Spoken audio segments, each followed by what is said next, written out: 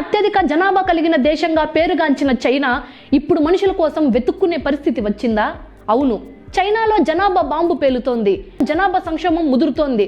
ఒకప్పుడు జనాభా నియంత్రణ కోసం కఠిన చట్టాలు తెచ్చిన డ్రాగన్ దేశం ఇప్పుడు జనాభాను పెంచుకోవడానికి నానా తంటాలు పడుతోంది. వరుసగా 4వ ఏడాది చైనా జనాభా గణనీయంగా తగ్గింది. 2025 చివరికి అక్కడ ఉన్నది 140.4 కోట్ల మంది మాత్రమే. కేవలం ఒక్క ఏడాదిలోనే 30 లక్షల మంది తగ్గారంటే పరిస్థితి ఎంత తీవ్రంగా ఉందో అర్థం చేసుకోవచ్చు. జననాల సంఖ్య ఏకంగా 17% పడిపోయింది. ఎందుకు ఈ పరిస్థితి? కారణం ఆకాశాన్ని అంటుతున్న జీవన వ్యయం. ఒక బిడ్డను 18 ఏళ్ల వరకు పెంచాలంటే సరాసరి $76,000, అంటే మన రూపాయల్లో దాదాపు 63 లక్షలకు పైనే ఖర్చు అవుతోంది. అందుకే అక్కడి యువత పెళ్లికి పిల్లలకు దూరంగా ఉంటున్నారు.